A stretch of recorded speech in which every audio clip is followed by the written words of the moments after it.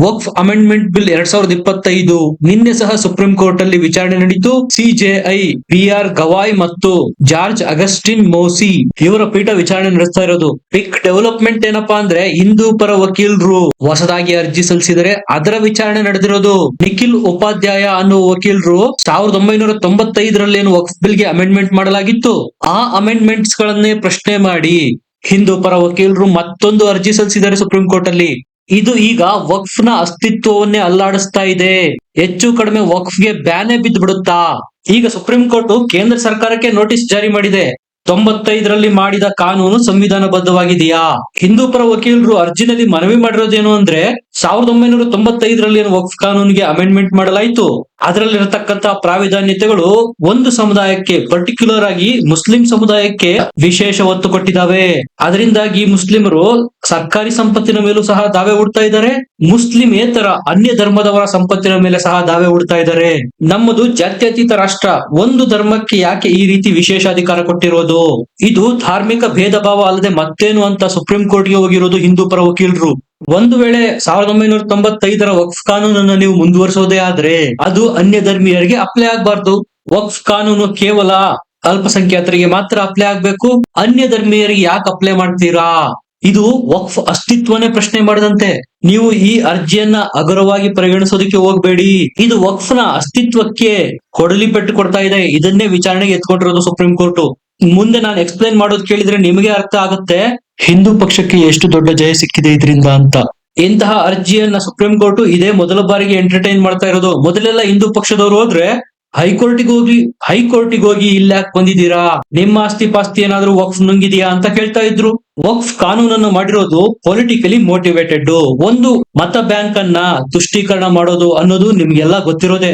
Vote bank ತುಷ್ಟೀಕರಣಕ್ಕಾಗಿ ಯಾವ ರೀತಿ ಮಾಡಿದಾರೆ ನೋಡಿ. ಸಂವಿಧಾನದಲ್ಲಿ ಸೆಕ್ಯುಲರ್ ಅನ್ನುವ ಶಬ್ದ ಆಡ್ ಮಾಡಿದ ಇವರೇ ಒಂದು ವರ್ಗಕ್ಕೆ ಸಪರೇಟ್ ಆದ ಕಾನೂನು ಮಾಡಿ ವಿಶೇಷ ಅಧಿಕಾರ ಕೊಟ್ಬಿಡ್ತಾರೆ.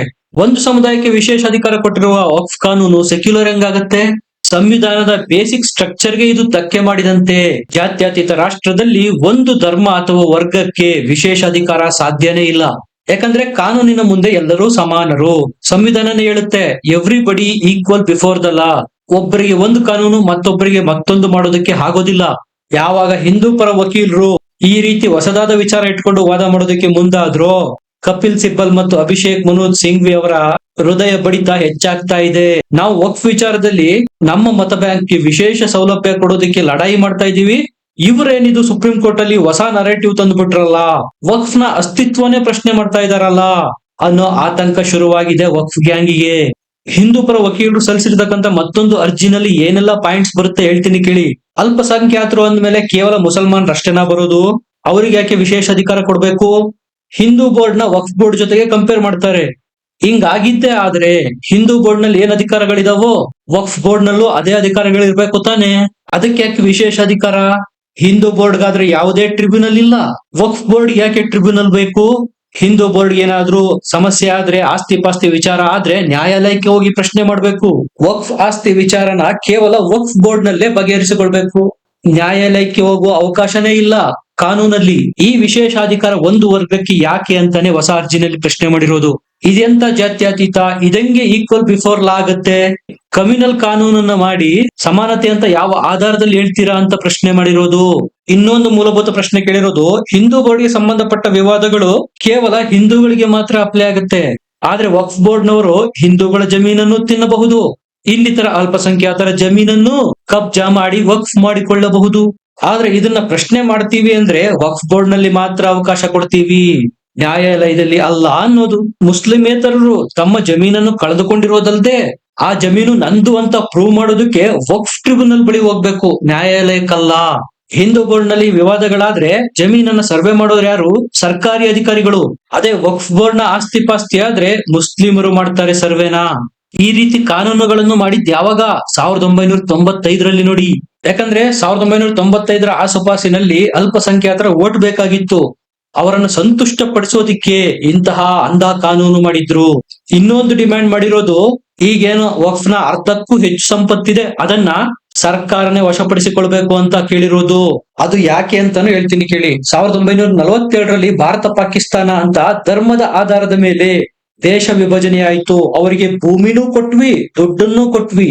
ಈ ರೀತಿ ಭಾರತ ಮತ್ತು ಪಾಕಿಸ್ತಾನ ಇಬ್ಬಾಗ ಆದಾಗ ಭಾರತದಲ್ಲಿದ್ದ ಕೆಲವು ಮುಸಲ್ಮಾನರು ತಮ್ಮ ಆಸ್ತಿ ಪಾಸ್ತಿಗಳನ್ನು ಇಲ್ಲೇ ಬಿಟ್ಟು ಪಾಕಿಸ್ತಾನಕ್ಕೆ ಹೋಗ್ತಾರೆ. ಆಗ ಇಲ್ಲಿ ಆಸ್ತಿ ಪಾಸ್ತಿಗಳು ಎನಿಮಿ ಪ್ರಾಪರ್ಟಿ ಆಗ್ಬೇಕು. ಆದ್ರೆ ಇಲ್ಲಿ ಅವರು ಮಾಡಿದ್ದೇನು, ಆ ಎಲ್ಲ ಜಮೀನು ವಕ್ಫ್ ಮಾಡಿಟ್ರು. ಸರ್ಕಾರದ ಸುಪರ್ದಿಗೆ ಬರಬೇಕಾದ ಸಂಪತ್ತು ಹೋಗಿದ್ದು ವಕ್ಫ್ ಬೋರ್ಡ್ಗೆ. ಅದನ್ನ ಆಕ್ಚುಲಿ ಹೇಳ್ಬೇಕು ಅಂದ್ರೆ ಪಾಕಿಸ್ತಾನದಿಂದ ಏನು ವಿಸ್ಥಾಪಿತರಾಗಿ ಭಾರತಕ್ಕೆ ಬಂದಿದ್ರು ಹಿಂದೂಗಳು, ಅವರಿಗೆ ಹಂಚಬೇಕಾಗಿತ್ತು. ಧರ್ಮದ ಆಧಾರದ ಮೇಲೆ ಅವರ ಇಚ್ಛೆ ಪಟ್ಟ ಭೂಭಾಗವನ್ನು ಅವರಿಗೆ ಕೊಟ್ಟಿದ್ದಾಯ್ತು. ಇಲ್ಲಿರುವ ಜಮೀನು ಸಹ ಅವರದ್ದೇ ಆಯ್ತು ನೋಡಿ. ಇಲ್ಲಿರುವ ಜಮೀನು ಸಹ ವಕ್ಫ್ ಬೋರ್ಡ್ಗೆ ಆಯ್ತು. ಇದು ನೋಡಿ ನಮ್ಮ ದೇಶದ ಲೂಪ್ ಹೋಲು. ಇನ್ನು ಒಂದು ಅರ್ಜಿದಾರರು ಕೇಳಿರೋದು, ಈಗೇನು ಮೋದಿ ಅವರು 2025ಕ್ಕೆ ವಕ್ಫ್ಗೆ ಅಮೆಂಡ್ಮೆಂಟ್ ಮಾಡಿ ಹೊಸ ಬಿಲ್ ತಂದಿದ್ದಾರೆ, ಅದು ರೆಟ್ರೋಸ್ಪೆಕ್ಟಿವ್ ಆಗಿ ಅಪ್ಲೈ ಆಗ್ಬೇಕು ಅಂತ ಡಿಮ್ಯಾಂಡ್ ಇಟ್ಟಿರೋದು.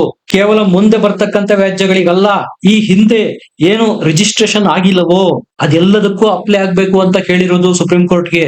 ಇಲ್ಲಿವರೆಗೂ ಏನ್ ಚರ್ಚೆ ಮಾಡ್ತಾ ಇದ್ರು, ವಕ್ಫ್ ಬೋರ್ಡ್ ನಲ್ಲಿ ಎಷ್ಟು ಸದಸ್ಯರಿರ್ಬೇಕು, ಮುಸಲ್ಮಾನೇತರರನ್ನು ಯಾಕೆ ಆಡ್ ಮಾಡಿದೀರಾ, ರಿಜಿಸ್ಟ್ರೇಷನ್ ಅವಶ್ಯಕತೆ ಇಲ್ಲ, ವಕ್ಫ್ ಬೈ ಯೂಸರ್ ಮುಂದುವರಿಲಿ, ಇದೇ ಚರ್ಚೆ ಆಗ್ತಾ ಇತ್ತು. ಈಗ ಮಾಡಿರುವ ಹೊಸ ಮನವಿಯ ಪ್ರಕಾರ ವಕ್ಫ್ ಕಾನೂನೇ ಇರಬಾರ್ದು, ಅದೇ ಬ್ಯಾನ್ ಆಗ್ಬೇಕು.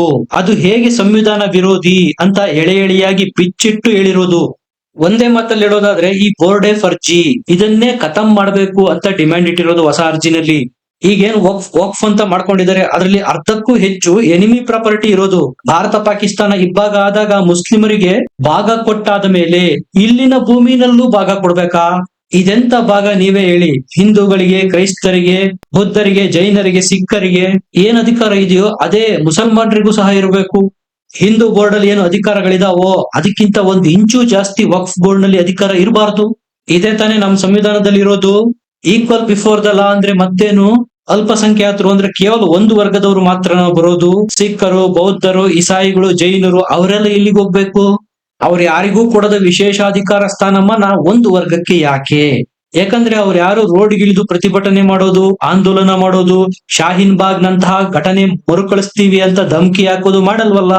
ಈಗ ವಕ್ಫ್ ಕೇಸು ಇಂಟ್ರೆಸ್ಟಿಂಗ್ ಮೋಡ್ಗೆ ಬಂದು ನಿಂತಿದೆ. ನಾನೇ ಈ ಹಿಂದೆ ವರದಿ ಮಾಡಿದ್ದೆ, ಈಗಾಗಲೇ ಸುಪ್ರೀಂ ಕೋರ್ಟ್ ಹೈವೇ ಸುತ್ತಮುತ್ತ ಇರತಕ್ಕಂತ ಅದು ಮಜಾರೆ, ಮಸೀದಿ, ದರ್ಗಾ, ದೇವಸ್ಥಾನ ಏನೇ ಆಗಿರ್ಬೋದು, ಅಕ್ರಮ ಅತಿಕ್ರಮಣಗಳನ್ನ ಬುಲ್ಡೋಜರ್ ಅರಿಸಿ ಕ್ಲೀನ್ ಮಾಡಬೇಕು ಅಂತ ಆದೇಶ ಕೊಟ್ಟಿದೆ. ಈಗ ಹೊಸದಾಗಿ ಡಿಮ್ಯಾಂಡ್ ಗಳನ್ನ ಇಟ್ಟು ನಮ್ಮ ಮನವಿಯನ್ನು ಕೇಳಬೇಕು ಅಂತ ಹಿಂದೂಪರ ವಕೀಲರು ಸುಪ್ರೀಂ ಕೋರ್ಟ್ ಕದ ತಟ್ಟಿರೋದು. ಹಾಗಾಗಿ ನಾನು ಹೇಳಿದ್ದು, ಈ ವಕ್ಫ್ ಬಿಲ್ಲು ಮತ್ತೊಂದು ಇಂಟ್ರೆಸ್ಟಿಂಗ್ ಘಟ್ಟಕ್ಕೆ ಬಂದು ನಿಂತಿದೆ.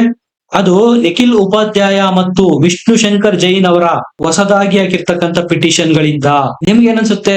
ಕಡೆಗೂ ವಕ್ಫ್ ಬೋರ್ಡ್ ಅಮೆಂಡ್ಮೆಂಟ್ ಮಾಡೋದಕ್ಕೆ ಹೋಗಿ ಬ್ಯಾನ್ ಮಾಡುವ ಹಂತಕ್ಕೆ ಬಂದು ತಲುಪಿತಾ?